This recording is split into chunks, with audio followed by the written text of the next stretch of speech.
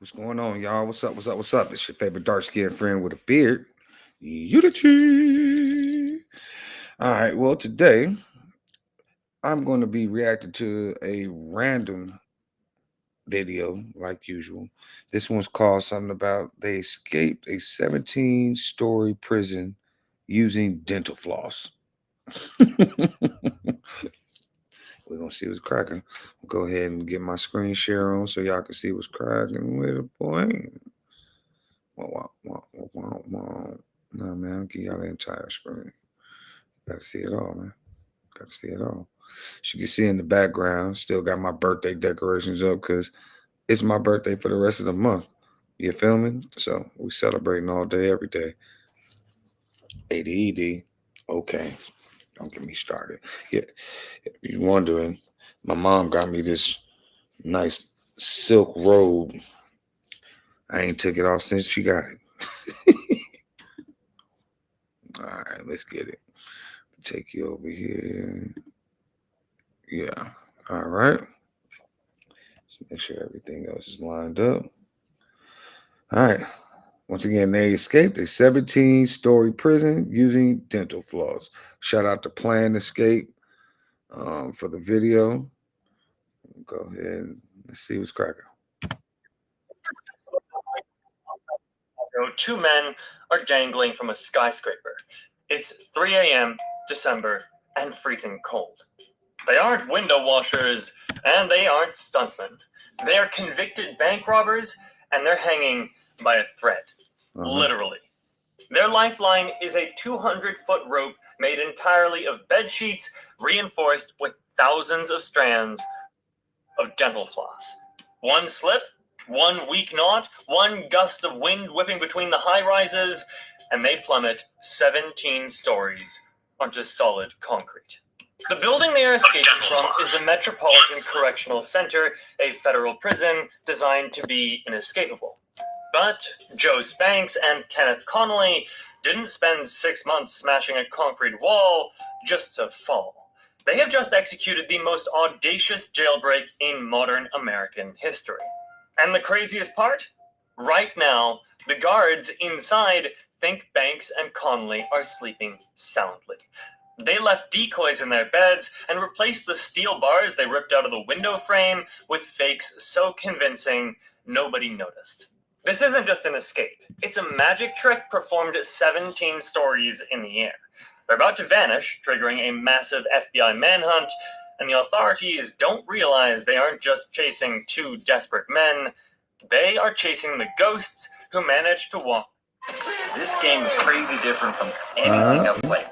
They give you a 300% welcome bonus just for starting, and get this, no ads, no annoying pop-ups, Let's go.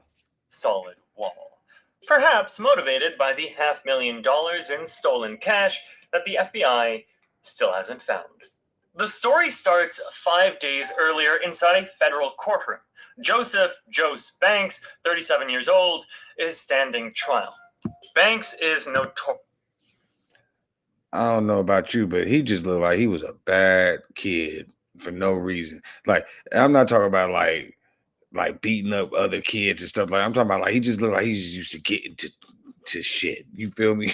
Like stealing like Twizzlers at the store or something. I don't know.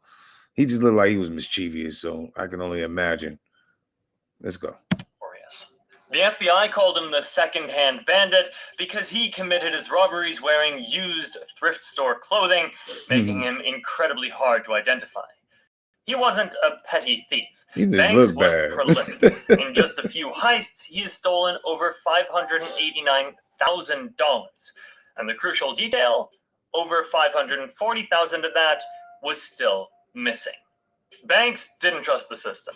He fired his lawyers and represented himself, claiming he was a Moorish national, a sovereign citizen exempt from U.S. law. His trial was chaos. He was so disruptive that marshals had to physically strap him into a restraint chair just to keep him present. The jury didn't buy it. On December 13th, 2012, they found him guilty. He was facing up to 80 years in prison, a life sentence. As the judge, Rebecca Palmyre, prepared for the next steps, Banks looked her dead in the eye and delivered a chilling promise.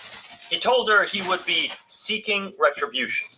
Then he added, "No motion will be filed, but you'll hear from me." When Banks was returned to the Metropolitan Correctional Center, or MCC, he knew he was never getting out legally.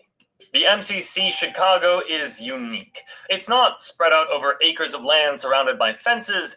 It's a triangle-shaped skyscraper, 27 stories high, right in the heart of the city. That's actually kind of cool, man. And you would never even know being in the city, walking by that thing every day. Cause that shit, it's 17 stories high, like it's all the way at the top. That's kind of crazy. Was designed to be escape-proof. There are no traditional bars on the windows. Instead, the windows are just 5-inch wide slits. That's smaller than the width of an average human head. The theory was simple. If you can't fit through the window, you can't escape. For decades, that theory held true. Banks was housed on the 17th floor. His cellmate was 38-year-old Kenneth Conley. Conley was a former strip club manager who had recently pleaded guilty to robbing about $4,000 from a bank. He was also facing serious time, up to 20 years. So, two desperate men, Little one black kid. tiny cell. The motivation was clear. Banks had a potential fortune Crazy waiting for white him on the man. outside, and Connolly had nothing to look forward to but concrete and steel. If they were going to escape, there was only one way out: the window. But how do two men fit through a 5-inch gap? Well, they don't. They needed to make the gap bigger. The plan they devised was audacious, requiring patience, ingenuity, and incredible luck. It didn't happen overnight.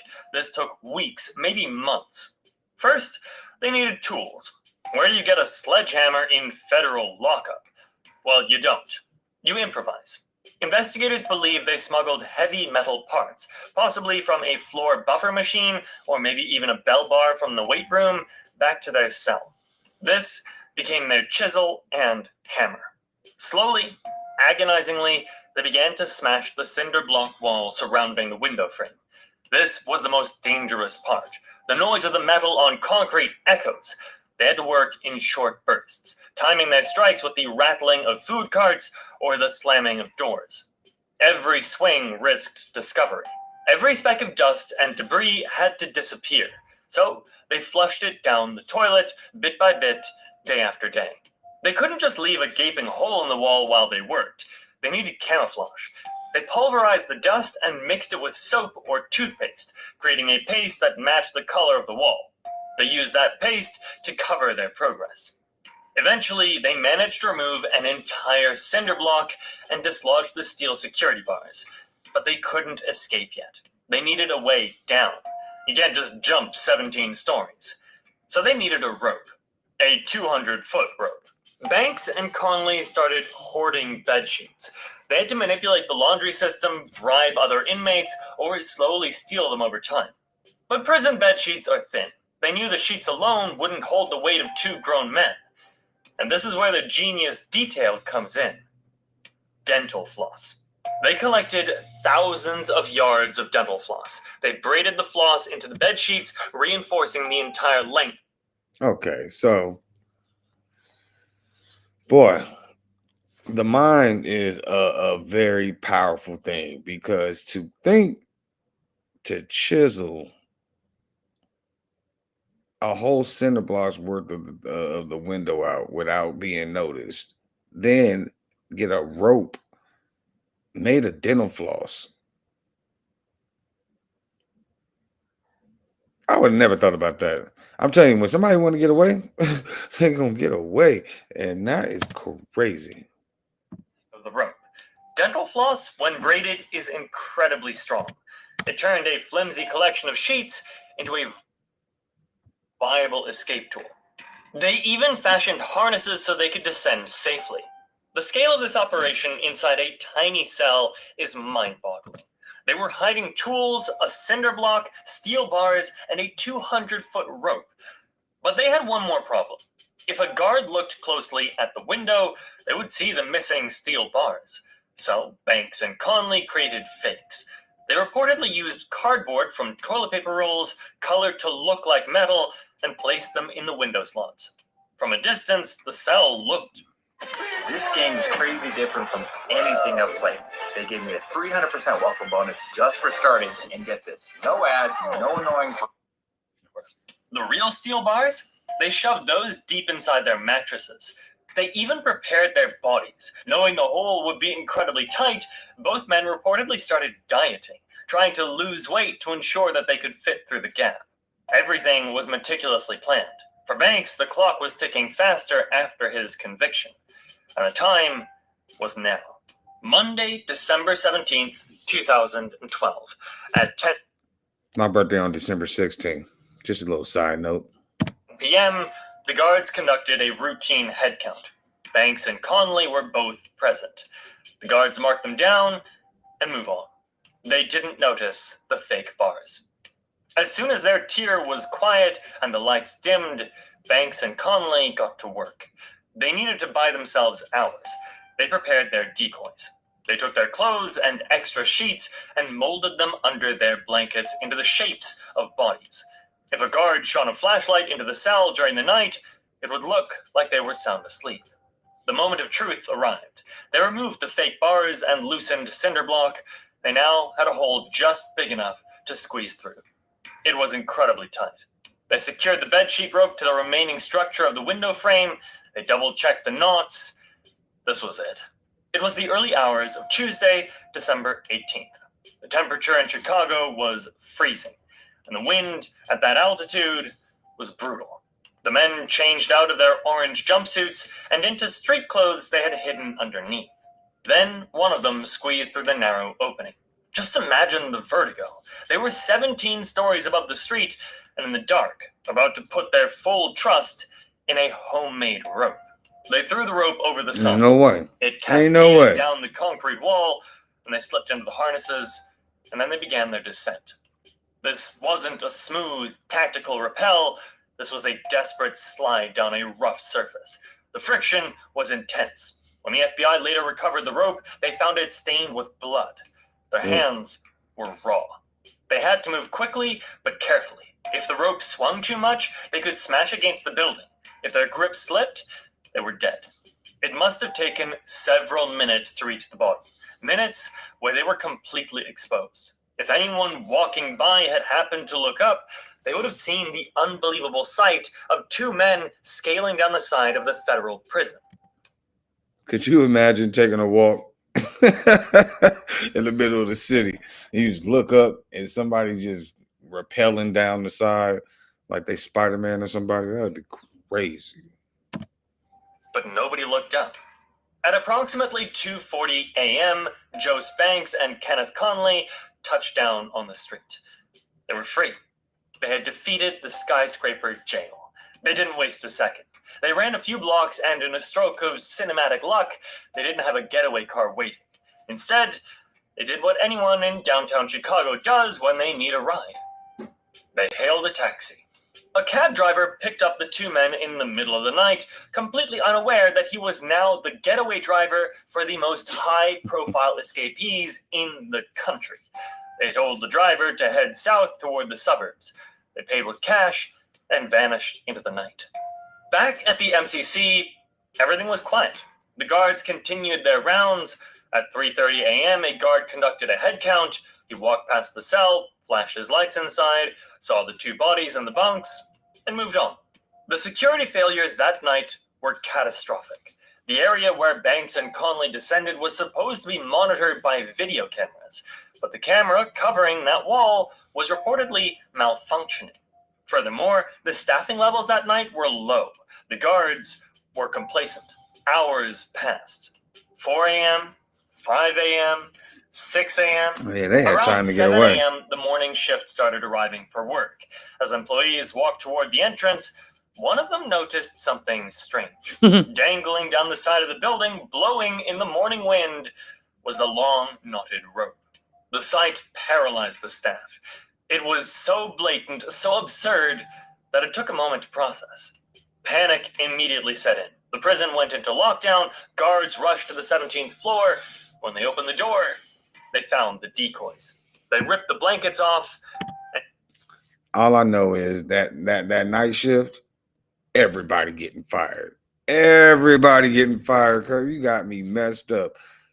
They got you with the clothes under the blanket trick. No inmates. They look at the window, a gaping hole in the concrete.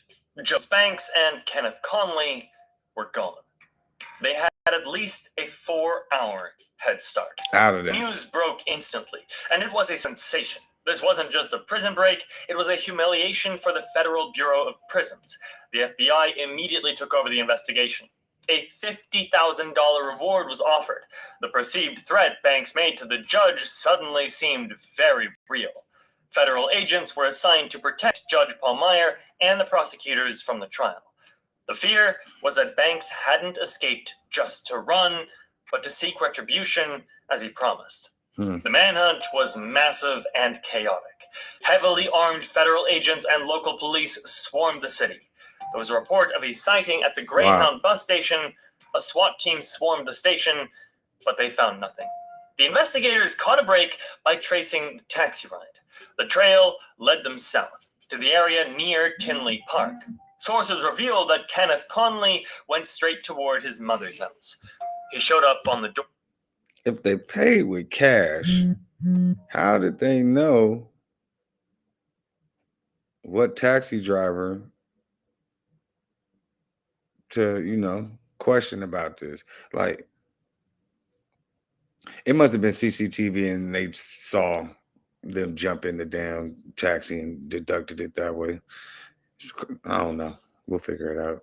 Doorstep hours after escaping a federal prison, apparently expecting breakfast and a place to hide. His mother was stunned. She made the agonizing decision to turn her own son away, refusing to help him hide. This game is crazy different from anything I've played.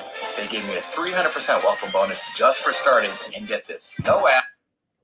FBI and SWAT teams quickly surrounded the neighborhood, and they brought in police dogs. The dogs picked up the suspect's scent and followed it to a nearby metro station in New Lenox. The dogs lost the scent right there on the platform. Authorities believed Banks and Conley had boarded a commuter train. The trail went cold. The city was on edge. The speculation was that they were headed for a far-flung island, ready to live off the $500,000 Banks had stashed away. But the reality of being a fugitive is rarely glamorous. It's stressful, paranoid, and often very short-lived. Banks and Conley knew they couldn't stay together. The heat was too intense. They split up. Joe Spanks wasn't as careful as he thought he was. He didn't flee the state. He stayed right in Chicago, heading back to familiar territory on the north side.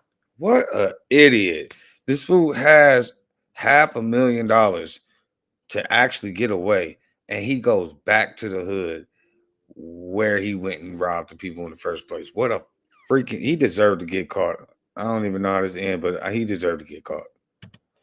On the night of Thursday, December 20th, just over 2 days after the escape, the FBI received a tip. They tracked Banks to the Lincoln Park neighborhood, an upscale area not far from where he lived before his arrest. Around 11:30 p.m., officers and federal agents surrounded an apartment building. They moved in quickly. Banks was caught completely by surprise. He was arrested without incident. When they searched him, there was no sign of the missing $540,000. The second-hand bandit's run was over, though. His impossible escape had bought him less than 3 days of freedom. But Kenneth Conley was still out there, and he was proving much harder to find. Days turned into weeks. Christmas came and went, New Year's passed, and there was speculation that Conley had fled the state. The nationwide manhunt continued, but the leads were drying up. Conley had also decided to stay close to home. He was hiding out in Palos Hills, another suburb southwest of Chicago. He knew the police were looking for him, so he decided to hide in plain sight.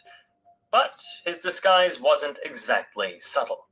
It was now January 4th, 2013, 17 days since the escape. Police responded to a report of suspicious activities in an apartment building in Palos Hills. The caller reported hearing noises like someone trying to find an unlocked door. When they arrived, they saw a man who looked completely out of place. It was an old man, bundled up in a heavy overcoat, wearing a beret, leaning heavily on a cane. He looked frail and harmless, but something about the old man seemed off. The police approached him. As they got closer, they realized that it was a disguise. It was Kenneth Conley. When Conley realized he was made, the disguise didn't stop him from resisting. He fought back and he ran. The officers chased him down. He allegedly assaulted a federal agent during the arrest, trying desperately to get away one last time. The officers were forced to use a taser to subdue him. Finally, they got him into handcuffs. When the FBI agents confirmed his identity, Conley was defiant. He reportedly looked at the agents and said, "It happened once. What makes you think it won't happen again?" The spectacular skyscraper jailbreak was officially over. The aftermath of the escape sent shockwaves through the federal prison system. The MCC Chicago was scrutinized intensely. The investigation pointed to complacency by the staff. Yeah, they never believed an escape from all the of them 17th got floor fired. was possible, so they just stopped looking for the signs. In response, the Bureau of Prisons implemented changes. The windows at the MCC were reinforced with heavy steel plating. Furthermore, a new national policy was implemented. It became known as the bar tab. Now guards in federal high-rise prisons must regularly go into cells and physically strike the window bars and metal housing with a mallet to ensure they are real and intact. They are literally checking to make sure nobody is replacing the bars with fakes. As for the escapees, the courts showed no mercy. In 2014, Joe Spanks stood before Judge Paul Meyer again. He apologized, calling the escape an act of desperation. He admitted his sovereign citizen defense had all been an act. The judge wasn't convinced. She called Banks narcissistic and a threat and a menace to society. Joe Spanks was sentenced to 36 years in federal prison. He was also ordered to pay $589,000 in restitution. The vast majority of that money has never been recovered.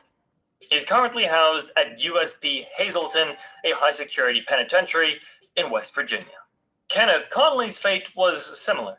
He was first sentenced for the bank robbery he was awaiting sentence for when he escaped. The judge in that case gave him the maximum penalty of 20 years, citing the escape as a key reason for the harshness. Then Conley faced sentencing. Hold up. How is it that the black dude got 30 years and then they gave the white guy 20, but he assaulted the officer and everything and they're recaptured? I am lost on the numbers, and the math ain't mathing. Specifically for the escape in front of Judge Gary Feinerman. Conley smirked his way through the hearing. He even winked at the federal agents who had arrested him, and Judge Feinerman noted Conley's long record and called him incorrigibly violent. He sentenced Conley to an additional 3.5 years.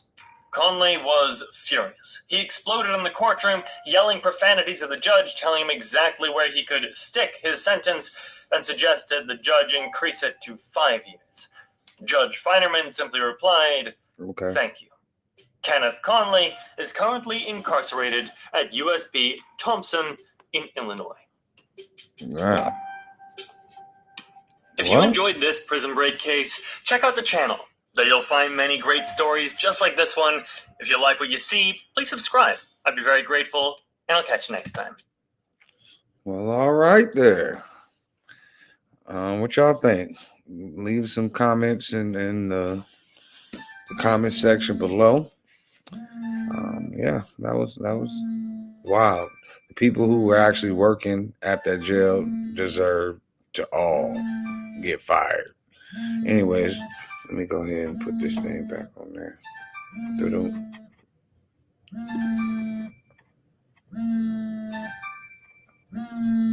Where's my thing at? Trying to end the stream. Oh, there we go. Stop sharing. There we go.